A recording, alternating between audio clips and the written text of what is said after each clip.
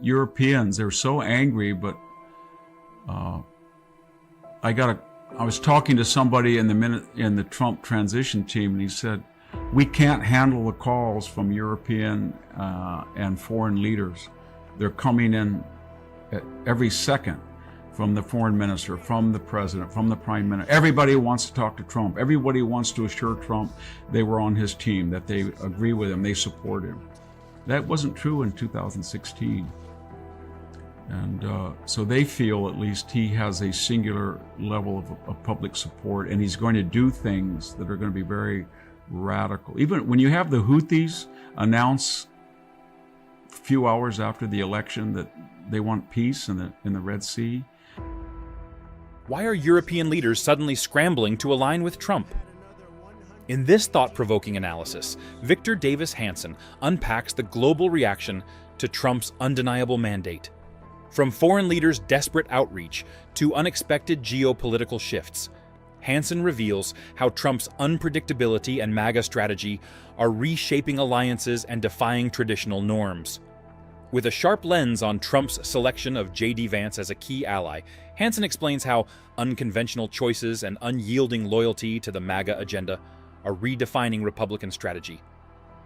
As the discussion pivots to California, Hanson paints a vivid picture of a state in political flux, with a population torn between leftist elites and conservative ideals. This is more than politics. It's a global reckoning. Dive in to understand the seismic shifts that could change the political landscape forever. Why is that? Because he won the popular vote, he won the Electoral College, he has enormous support, and he's entirely, in their view, unpredictable and can't be controlled by their usually levers of influence. They can't call up somebody in the Pentagon. They can't rely on a New York Times op-ed. They can't get Robert Malley to say something. They have no control over it, and that frightens them. Well, when he selected JD Vance, the media ridiculed him, and people in the party and some pundits said this was a terrible mistake because they were using the traditional calculus. They said, he is a white person from a red state. He picked a white person from a red state. So JD Vance will not flip a state for him that is purple, and he will not appeal to Latinos or blacks or other non-white people. That was the traditional calculus. He said, I picked him for two reasons. He is about the most adept debater, and I'm going to turn him loose on the media in debate, and he will defend the MAGA agenda far better than I can, and he will humiliate, and he fulfilled that. And second, he comes from Appalachia. He's seen through his literary and film and financial career the one-eyed Jack, the other side of what these people are like. He knows them better than he's not naive. He actually had a flirtation with the left and was critical of me. That's what Trump would say.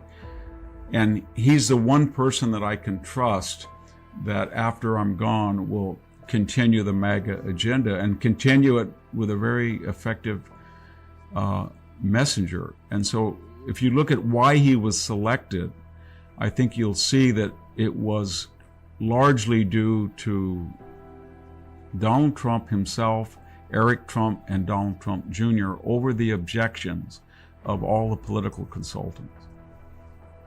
And I think it worked out exactly, like Trump said it would. But after the Harris boomlet, or the romance, or the joyful period of July and August, you got to remember that all of the Republican hierarchy and the Wall Street Journal and everybody were saying that this was a terrible mistake, that he was too far right. He called women cat ladies. He was going to ensure that he would lose the female vote because of him. Trump never wavered. In fact, he said he's very smart. He always said, I like him, he's got the brain, he's a smart guy, and he's going to do to the media what I'd like to do. And he did.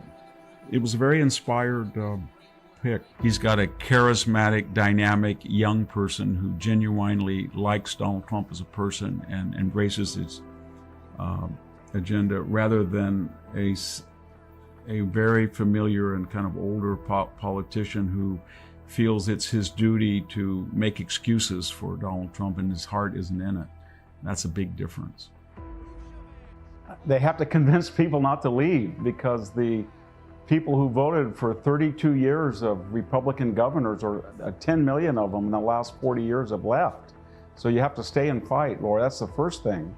And it's hard to convince people when we have the highest taxes in the nation and the least services and the worst infrastructure in schools. So that's a hard sell, and that has to change, though. The second thing is, we have the largest Latino population, Hispanic population, about 45%, and it's divided just like the other populations. It's very, very conservative in the interior, and that's the majority. But on the coastal strip, from Berkeley all the way to San Diego, where all the money is and the universities and the media is, the Hispanic governance, the people who are run for office, are very left-wing, as all people are in that area.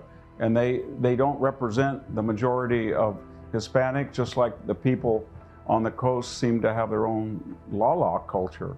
So it's not the beginning of the end for the left, but maybe it's the end of the beginning of the effort. California is where all bad ideas in the United States originate. It really is, and it's kind of like the last redoubt, and the peasants with pitchforks are starting to get near the walls, and they're starting to panic. But Gavin Newsom, usually whatever he says or he professes, just assume the opposite. So he says he's not going to try to obstruct the Trump administration. That's exactly what he does, because he thinks he still has a majority, because it was 60-40 for Trump in California, and in his way of thinking, they haven't gotten me yet, and I still have a lifespan.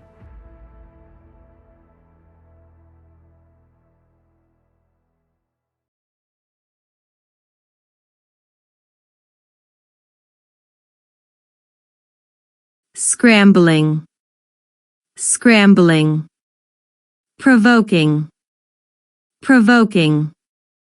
Geopolitical, geopolitical. Sharp lens, sharp lens. Unyielding, unyielding. Flux, flux. Reckoning, reckoning. Seismic shifts, seismic shifts. Ridicule, ridicule. Adept, adept. Hierarchy, hierarchy. Charismatic, charismatic. If you enjoy this content, please consider subscribing to my channel to stay up to date with future videos. Thank you for watching.